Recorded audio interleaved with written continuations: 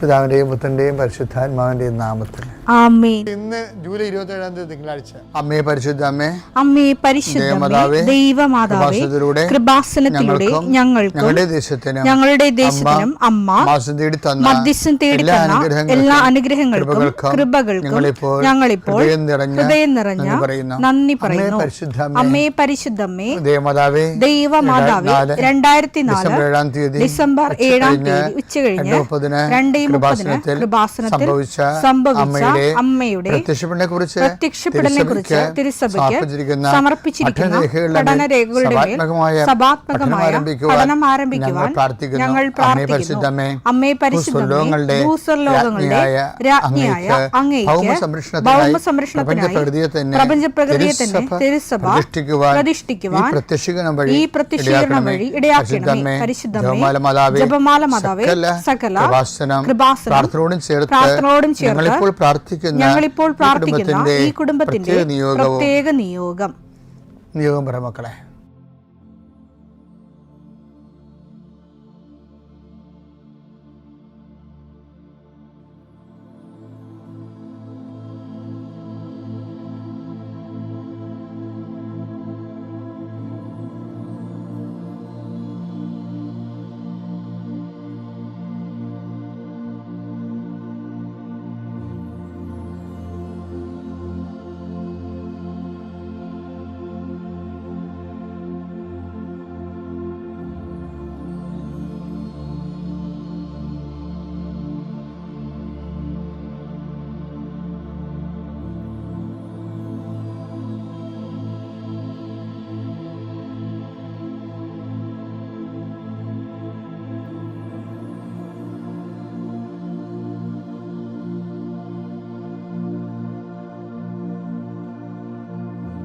അമ്മയുടെ പ്രത്യക്ഷീകരണത്തിന്റെ ഈ അനുഗ്രഹവേളയിൽ ഞങ്ങൾക്ക് സാധിച്ചു തരുവാൻ കനിയണമേ. ആമേൻ. വിശ്വാസ പ്രമാണം. സർവശക്തനായ പിതാവും ആകാശത്തിന്റെയും ഭൂമിയുടെയും സൃഷ്ടാവുമായ ദൈവത്തിൽ ഞാൻ വിശ്വസിക്കുന്നു. അവിടുത്തെ ഏകപുത്രനും ഞങ്ങളുടെ കർത്താവുമായ ഈശോമിശിഹായിലും ഞാൻ വിശ്വസിക്കുന്നു. ഈ പുത്രൻ പരിശുദ്ധാത്മാവിനാൽ ഗർഭസ്ഥനായി കന്യകാമറിയത്തിൽ നിന്ന് പിറന്ന് പൊന്തിയോസ് പീലാത്തോസിന്റെ കാലത്ത് പീഡകൾ സഹിച്ച് കുരിശിൽ തറയ്ക്കപ്പെട്ട് മരിച്ച് അടക്കപ്പെട്ട് പാതാളങ്ങളിൽ ഇറങ്ങി മരിച്ചവരുടെ ഇടയിൽ നിന്ന് 3-ാം നാൾ ഉയർത്ത് സ്വർഗത്തിലേക്ക് എഴുന്നള്ളി സർവശക്തിയുള്ള പിതാവായ ദൈവത്തിന്റെ വലതുഭാഗത്തിരിക്കുന്നു. അവിടെ നിന്ന് ജീവിക്കുന്നവരെയും മരിച്ചവരെയും വിധിക്കുവാൻ വരുമെന്നും ഞാൻ വിശ്വസിക്കുന്നു. പരിശുദ്ധാത്മാവിലും ഞാൻ വിശ്വസിക്കുന്നു. വിശുദ്ധ കത്തോലിക്കാ സഭയിലും പുണ്യവാന്മാരുടെ ഐക്യത്തിലും പാപങ്ങളുടെ മോചനത്തിലും ശരീരത്തിന്റെ ഉയർപ്പിലും നിത്യമായ ജീവിതത്തിലും ഞാൻ വിശ്വസിക്കുന്നു. ആമേൻ. സ്വർഗ്ഗസ്ഥനായ ഞങ്ങളുടെ പിതാവേ, അങ്ങയുടെ നാമം പൂജിതമാകണമേ. അങ്ങയുടെ രാജ്യം വരണമേ. അങ്ങയുടെ തിരുമനസ് സ്വർഗത്തിലെ പോലെ ഭൂമിയിലും ആകണമേ. അന്നു വേണ്ടുന്ന ആഹാരം ഇന്ന് ഞങ്ങൾക്ക് തരണമേ. ഞങ്ങളോട് തെറ്റ് ചെയ്യുന്നവരോട് ഞങ്ങൾ ക്ഷമിക്കുന്നത് പോലെ ഞങ്ങളുടെ തെറ്റുകൾ ഞങ്ങളോടും ക്ഷമിക്കണമേ. ഞങ്ങളെ പ്രലോഭനത്തിൽ ഉൾപ്പെടുത്തരുതേ, തിന്മയിൽ ഞങ്ങൾ രക്ഷിക്കണമേ. ആമേൻ. നന്മ നിറഞ്ഞ മറിയമേ, സ്വസ്തി. കർത്താവ് അങ്ങയുടെ കൂടെ സ്ത്രീകളിൽ അങ്ങ് അനുഗ്രഹിക്കപ്പെട്ടവളാകുന്നു. അങ്ങയുടെ ഉദരത്തിൻ ഫലമായി ഈശോ അനുഗ്രഹിക്കപ്പെട്ടവനാകുന്നു.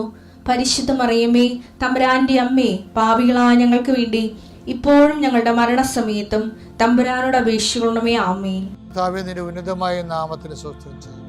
കർത്താവേ, നിന്റെ വിശുദ്ധ പൗരോഹിത്യത്തെ മഹത്വപ്പെടുത്തണമേ. കർത്താവെ, സഭയിലുള്ള സാന്നിധ്യം പ്രകടമാക്കണം. 40 വർഷം ഞാൻ അർപ്പിച്ച കൃപാന്റെ യുഗതിയാണ്. കൃപാസ്ഥാനത്താറെ ജീവനോടെ പ്രത്യക്ഷപ്പെട്ട മാതാവിന്റെ മാധ്യസ്ഥ ഇന്ന് അങ്ങയുടെ മക്കളെ പ്രാർത്ഥന കൂടുന്ന എല്ലാ മക്കൾക്ക് വേണ്ടി പ്രാർത്ഥിക്കുകയാണ്. കർത്താവെ, മനസ്സ് വേദനിക്കുന്ന എല്ലാ വിഷയങ്ങളും, അവരുടെ മനസ്സ് വേദനിപ്പിക്കുന്ന എല്ലാ വ്യക്തികളും ഇപ്പോഴും ഈശോയുടെ നാമത്തിൽ നിർവീര്യമാകട്ടെ. ഇന്നത്തെ ദിവസം സമർപ്പിച്ച് പ്രാർത്ഥിക്കുക.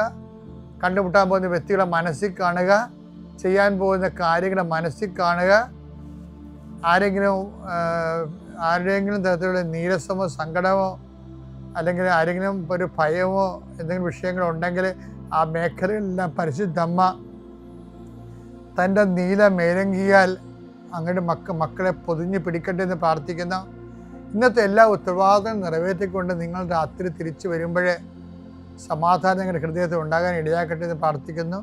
നിത്യം പിതാവും പുത്രനും പരിശുദ്ധാത്മാവിശ്വസിക്കുവാൻ. എൻ്റെ പ്രിയപ്പെട്ടവരെ, നമ്മൾ ഈ ഡെയിലി ബ്രെഡ് ഒത്തിരി പേരിങ്ങനെ എല്ലാ ദിവസവും ഇങ്ങനെ അച്ഛൻ്റെ കൂടെ പ്രാർത്ഥിക്കുന്നത് തന്നെയാണ് എൻ്റെ ഏറ്റവും വലിയ പുണ്യം. പിന്നെ ചെറിയ വചനങ്ങൾ ഉടമ്പടി അധിഷ്ഠിതമായിട്ട് കേൾക്കുന്നു എന്നുള്ളതാണ്. ഉടമ്പടി നമ്മുടെ ജീവിതത്തിൽ കുറേ സംശയങ്ങൾ നമുക്കുണ്ടാവും. ഉടമ്പടി ജീവിച്ചു പോകുമ്പോഴേ പലർക്കും പലതരം സംശയങ്ങളായിരിക്കും. അപ്പോൾ അതിലൂടെ അതൊക്കെ കർത്താവ് എനിക്ക് ക്ലാരിഫൈ ചെയ്ത് തരും. ഞാൻ നിങ്ങളോട് അതാത് ദിവസങ്ങളിൽ സംസാരിക്കുമ്പോൾ നിങ്ങൾക്കും ഒരു മോട്ടിവേഷൻ കിട്ടും ഉടമ്പടി മുന്നോട്ട് പോകാൻ വേണ്ടി. ഇപ്പം ഞാനിത് പറയാൻ കാര്യം അറിയാമോ? അതായത് പണ്ട് ഇപ്പം ഞാനായാലും നിങ്ങളായാലും ഒരു തിരുത്തൽ കിട്ടിയാൽ സ്വീകരിക്കണം എന്നുള്ളതാണ് എൻ്റെ അഭിപ്രായം. പണ്ട് നമ്മുടെ ഞാൻ കടലോര കൺവെൻഷനൊക്കെ നടത്തുന്ന കാലത്ത് കടലിൽ കൺവെൻഷൻ നടത്തുന്ന ഒരു കാലം ഉണ്ടായിരുന്നു. എപ്പോഴും ഞങ്ങൾ പറയാറുണ്ടല്ലോ. അപ്പം അതിന് ആ കടലിലെ പ്രാർത്ഥന കഴിഞ്ഞിട്ട് കരയിലേക്ക് ഞാൻ വള്ളത്തിൽ ഇറങ്ങുമ്പോൾ എങ്ങനെയായാലും ഒരു 10,000-50,000 പേര് ആദ്യ ദിവസം കാണും. പിന്നെ അത് കൂടി 2 ലക്ഷമൊക്കെ ആവും ഓരോ ദിവസം കഴിയുമ്പോൾ. പക്ഷേ ഞാനിതിനെ വളരെ കഷ്ടപ്പെട്ടൊരു പോസ്റ്റർ ഡിസൈൻ ചെയ്ത്, പക്ഷേ കർത്താവിൻ്റെ അരളിക്കായും അരളിക്കായുടെ ഷെയ്ഡാണ്. കണ്ട അരളിക്കാണെന്ന് പറയും, പക്ഷേ അരളിക്ക നേരിട്ട് കാണിക്കത്തില്ല. പക്ഷേ അതേസമയത്ത് അവിടെ എൻ്റെ ഒരു പടം കാണിക്കുമായിരുന്നു. എന്നിട്ട് കടലോര കൃപാവരെ നയിക്കുന്നത് ഫാദർ ജോസഫ് വലിയ വീട്ടിലൊക്കെ പറഞ്ഞ ബോർഡ് എന്നിട്ട് നമ്മുടെ ഈ പ്രേക്ഷിതർ കൊണ്ടുപോയി ഭിത്തിയിലൊക്കെ ഒട്ടിച്ച് വെക്കും. ഇവിടെ നാട്ടിലെ ഭിത്തിയിലൊക്കെ ഒട്ടിച്ച് വെക്കും. ഒരു ദിവസം അന്നത്തെ ആലപ്പുഴ ബിഷപ്പേ പീറ്റർ പിതാവ എങ്ങനെയോ ഇത് വഴിയെ പോകുമ്പോൾ ഇത് കണ്ട ഉടനെ പിറ്റേ ദിവസം എന്നെ വിളിപ്പിച്ച്. പുള്ളി അങ്ങനെ ആവശ്യമില്ലാത്ത വിഷയങ്ങളൊന്നും അമിതമായിട്ട് ഇടപെടുന്ന ആളല്ല. വളരെ ഗ്രീവിയസ് ആയിട്ടുള്ള കാര്യങ്ങൾക്ക് മാത്രം ഇടപെടണത്. അപ്പം ഇത് എന്നെ വിളിപ്പിച്ച് ചോദിക്കണേ, നിങ്ങളെ തന്നെ കച്ചവടം ചെയ്യണമെന്ന് തോന്നുന്നു. എനിക്കന്ന് അതിൻ്റെ അർത്ഥമൊക്കെ ഒന്നും മനസ്സിലായില്ലായിരുന്നു. ഇപ്പം നമുക്ക് അതിൻ്റെ അർത്ഥം കൃത്യമായിട്ട് അറിയാം. അപ്പോൾ അതായത് നമ്മളെ തന്നെ പ്രൊമോട്ട് ചെയ്യണം. അതുപോലെയാണ് ബിഷപ്പിനത് തോന്നിയത്. ഞാനങ്ങനെ ഉദ്ദേശിച്ചിട്ടില്ലായിരുന്നു. പക്ഷേ അത് പറഞ്ഞിട്ട് കാര്യമില്ലല്ലോ. നമ്മൾ പബ്ലിക്കിന് വേണ്ടിയല്ലേ ഇത് ചെയ്യണത്. അപ്പോൾ പബ്ലിക് അങ്ങനെ ഉദ്ദേശിച്ചിട്ടുണ്ടെങ്കിൽ ഇപ്പോൾ ഞാൻ ഉദ്ദേശിക്കുന്നതിനേക്കാൾ മോശമായിട്ടല്ല എൻ്റെ ഇഫക്റ്റ് വരണത്. ഞാനത് റെക്ടിഫൈ ചെയ്യാമെന്ന് പറഞ്ഞ് പിതാവിൻ്റെക്ക് എന്ന് പറഞ്ഞു പോന്നു. കറക്റ്റ് ചെയ്യാമെന്ന് പറഞ്ഞു. പിന്നീട് ഞാനത് കറക്റ്റ് ചെയ്യുകയും ചെയ്തു. ആ പോസ്റ്റ് പിന്നെ ഇറക്കില്ല. അതല്ല അതിൻ്റെ വിഷയം വരണതേ. ഇപ്പോൾ നമ്മളുടെ ഈ ഉടമ്പടിയുടെ ഒത്തിരി പ്രേക്ഷിത പ്രവർത്തനം വരുന്നുണ്ടല്ലോ. ഇപ്പോൾ ഈ കേരളത്തിൽ 100-100 ആതുരാലയങ്ങളൊക്കെ ഉണ്ടെങ്കിൽ ആതുരാലയങ്ങൾക്കെല്ലാം ഇപ്പോൾ കുശാല. എന്താ കാര്യം?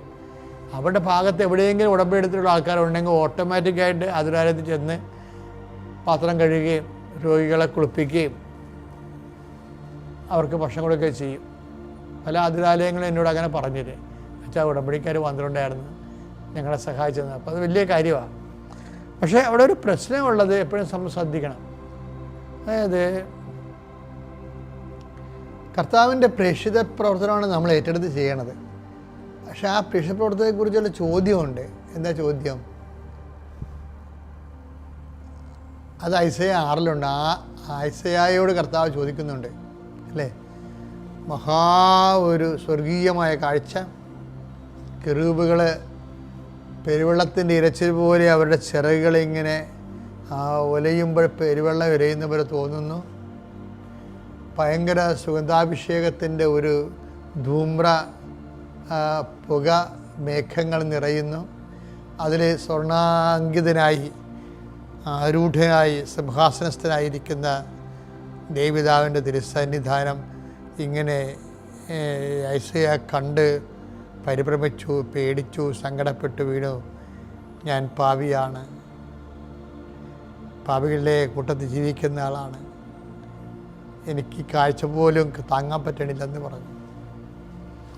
അവനത് പറഞ്ഞുകൊണ്ടിരിക്കുമ്പോൾ അൽത്താറയിൽ എരിയുന്ന കുന്തിരിക്ക കലശത്തിൽ നിന്ന് കൊടിൽ കൊണ്ടൊരു മലാഖ വന്ന് കനലെടുത്ത് ഇവൻ്റെ നാവിൽ വെച്ചു. നാവിൽ വെച്ചിട്ട് പറഞ്ഞു, നീ ശുദ്ധിയുള്ളവനായിരിക്കുക എന്ന് പറഞ്ഞു. മലാഖ ഒന്നും പറഞ്ഞില്ല, അതാണ് എൻ്റെ അർത്ഥം, നീ ശുദ്ധിയുള്ളവനായിരിക്കുക. അപ്പോൾ എപ്പോഴും നമ്മൾ ശ്രദ്ധിക്കേണ്ടത്, എൻ്റെ മക്കളെ, നിങ്ങൾ നിങ്ങളുടെ അവിശ്വസ്തത ഓർത്തുകൊണ്ട്, അശുദ്ധത ഓർത്തുകൊണ്ട് അമിതമായിട്ട് നിങ്ങൾ ആശങ്കപ്പെടരുത്. അപ്പോൾ കർത്താവ് പറഞ്ഞത് അങ്ങനെ ആശങ്കപ്പെടേണ്ട കാര്യമുണ്ട്. ആശങ്കയല്ല വേണ്ടത്. ദൈവത്തിൻ്റെ ഒരു വാക്കുകൊണ്ട് നീ വിശുദ്ധനാകാൻ നിനക്ക് പറ്റും എന്നുള്ള ആത്മവിശ്വാസമാണ് വേണ്ടത്. ആശങ്കയല്ല വേണ്ടത്, ആത്മവിശ്വാസമാണ് വേണ്ടത്. അതാണ് ഈശോ പറഞ്ഞത്, ഞാൻ നിങ്ങളോട് പറഞ്ഞ വചനങ്ങൾ നിമിത്തം നിങ്ങൾ ശുദ്ധിയുള്ളവരായിരിക്കും. അപ്പോൾ മനസ്സിലായില്ലേ, കനലെ കൊണ്ടുവന്നിരിക്കേണ്ടത് കനലല്ല, വചനമാണെന്നല്ല എൻ്റെ അർത്ഥം. വചനത്തിൻ്റെ കനൽ രൂപമാണ് ഈശോ യെശയ്യായുടെ നാവിൽ തുറന്നത്. പക്ഷേ ഈശോൻ്റെ കാലം വന്നപ്പോൾ പറഞ്ഞത് അത് വചനമല്ല, കനലല്ല, വചനമാണ്. വചനം നമ്മൾ സ്വീകരിക്കുമ്പോൾ നമുക്ക് പൊള്ളും, നാവിൽ മാത്രമല്ല. വചനം സത്യസന്ധമായിട്ട് വചനം സ്വീകരിച്ചാൽ നമുക്ക് പൊള്ളും. കാര്യം എന്താ, നമുക്ക് നഷ്ടമല്ലേ വരത്തുള്ളൂ, ലാഭം വരുക. വചനം കനലാണെന്ന് പറയാൻ കാര്യം, സത്യസന്ധമായ വചനം സ്വീകരിച്ചാൽ നമുക്ക് പൊള്ളും. ഉടമ്പടി നമുക്ക് പൊള്ളും ശരിക്കും. എന്തുകൊണ്ടാണ്? അത് നമ്മൾ കർത്താവിൻ്റെ വചനം നടപ്പിൽ വരുത്തി അവൻ പറയണ പോലെ ചെയ്യാൻ. അപ്പം അവിടെ വരുന്നൊരു വിഷയം, ആരെനിക്ക് വേണ്ടി പോകുന്നല്ലേ, നിങ്ങൾ പോകുന്നുണ്ടേ, ആതുരാലയങ്ങളിൽ പോകുന്നു, അനാഥാലയങ്ങളിൽ പോകുന്നു, ആശുപത്രികളിൽ പോകുന്നു, അതുപോലെ തന്നെ ചിലർ പാലിയേറ്റീവ് കെയറിൽ പോകുന്നു. ഇന്നാളൊരു സഹോദരി പറഞ്ഞു, ഞാൻ പാലിയേറ്റീവ് കെയറിലാണ്, എപ്പോൾ അവിടുത്തെ രോഗികളെ കുളിപ്പിക്കാൻ പോകുന്നു. പാലിയേറ്റീവ് കെയറിലെ അവസ്ഥ അറിയാമല്ലോ, ആരും പറയേണ്ട ആവശ്യമില്ല. അപ്പം അങ്ങനെയൊക്കെ ചെയ്യുമ്പോഴും നമ്മളത് വലിയൊരു കാര്യമായിട്ട് ചെയ്ത് സന്തോഷിക്കും. പക്ഷേ അതിൻ്റെ ബേസിക് എന്താണ് ശരിക്കും പറഞ്ഞാൽ? ആർക്ക് വേണ്ടിയാണ് ഈ പാലിയേറ്റീവ് കെയറിൽ പോണത്? ആർക്ക് വേണ്ടിയാണ് ആതുരാലയത്തിൽ പോണത്? ആർക്ക് വേണ്ടിയാണ് കാരുണ്യഭവനങ്ങളിൽ പോണത്? എല്ലാം നമുക്ക് വേണ്ടിയല്ലേ. നമ്മുടെ വിസ പ്രോസസ് ചെയ്യാൻ, നമ്മുടെ PR കിട്ടാൻ, നമ്മുടെ കുടുംബത്തിൻ്റെ ജപ്തി മാറാൻ. ഇത് ഒരു ഉടമ്പടി ബന്ധം ദൈവം ഉദ്ദേശിക്കുന്നില്ല. എന്താ കാര്യം? ആരെനിക്ക് വേണ്ടി പോകുമെന്നുള്ളതാണ്, അല്ലാതെ നമുക്ക് വേണ്ടി പോകുന്നതല്ല. നമ്മൾ പോണ പല കാരുണ്യ പ്രവൃത്തി നമുക്ക് വേണ്ടി പോവുകയാണ് നമ്മൾ. അതാണ് ഉടമ്പടിയിൽ നല്ലവണ്ണം പ്രവർത്തികൾ ചെയ്യുന്നവരും അതിൻ്റെ സ്വിച്ചിങ് കറക്റ്റല്ലാത്ത കാരണം അവരുടെ അത് അവർ പവറാകുന്നില്ല. എന്താ കാര്യം? അവരാ ചെയ്യണ കാര്യം അവരുടെ കാര്യങ്ങളുടെ ഇൻറ്റൻഷന് വേണ്ടിയാണ് ചെയ്യണത്. അങ്ങനെ ഉടമ്പടിയിലുള്ള ഒരാളിനെ അങ്ങനെ ചെയ്യാൻ പറ്റത്തില്ല. ഉടമ്പടി ദൈവമായിട്ടല്ല ഉടമ്പടി ചെയ്തിരിക്കുന്നത്. ആ വചനം എടുത്ത് ആരെനിക്ക് വേണ്ടി പോകുന്നുള്ളത് യെശയ്യാ 6:8. യെശയ്യാ 6:8. അതിനുശേഷം കർത്താവ് അരുൾ ചെയ്യുന്നത് ഞാൻ കേട്ടു. ആരെയാണ് ഞാൻ അയക്കേണ്ടത്? ആരാണ് നമുക്ക് വേണ്ടി പോവുക? അപ്പോൾ ഞാൻ പറഞ്ഞു, ഇതാ ഞാൻ എന്നെ അയച്ചാലും. കർത്താവിനോട് ഇതാ ഞാൻ എന്നെ അയച്ചാലും, ഞാൻ എൻ്റെ വിസ പ്രോസസ്സ് ചെയ്യാനോ എൻ്റെ മകൾ എൻ്റെ കല്യാണം വെക്കാനോ വേണ്ടിയല്ല. അത് അവിടെ ഒരു വശമാണത്. അത് ഞാൻ നിന്നെ ഏൽപ്പിച്ചു ഓൾറെഡി. ഞാൻ ചെയ്യണ കാര്യങ്ങളെല്ലാം അതുമായിട്ട് ബന്ധമില്ല. അത് ഞാൻ ചെയ്യണ കാര്യം എന്താണ്? നിനക്ക് വേണ്ടി ഞാൻ പോവുകയാണ്. നിന്നെക്കുറിച്ചുള്ള ഓർമ്മയും നിൻ്റെ രാജ്യം ഈ ഭൂമിയിൽ വരാൻ വേണ്ടിയുള്ള ആഗ്രഹവും നിൻ്റെ വാക്ക് പാലിച്ചുകൊണ്ട് നിന്നെ സ്നേഹിക്കുന്നുവെന്ന് എനിക്ക് ഉറപ്പ് കിട്ടാൻ വേണ്ടി ഞാൻ നിനക്ക് വേണ്ടി പോവുകയാണ്. ആ ഒരു ഫോർമാറ്റിലേക്ക് ഇത് റീചേഞ്ച് ചെയ്ത് വരണം. പാളം തെറ്റി കിടക്കുന്ന ഉടമ്പടികൾ പാളത്തെ കൊണ്ടുവരുന്നത് അങ്ങനെയാണ്. ആരെനിക്ക് വേണ്ടി പോകും, ഞാൻ കർത്താവിന് വേണ്ടി പോകുന്നൊരു വ്യക്തിയാണെന്ന് ഈ പത്രം കൊടുക്കാൻ പോകുമ്പോഴും, മറ്റുള്ളവർക്ക് ഭക്ഷണം പാകം ചെയ്ത് കൊടുക്കുമ്പോഴും, മറ്റുള്ളവർക്ക് വേണ്ടി അതിരാലയങ്ങളിൽ പോകുമ്പോഴും ഓർക്കുക, ഇത് നിനക്ക് വേണ്ടിയല്ല, കർത്താവിന് വേണ്ടിയാണ്. പിതാവിൻ്റെയും പുത്രൻ്റെയും പരിശുദ്ധാത്മാവിൻ്റെയും നാമത്തിൽ.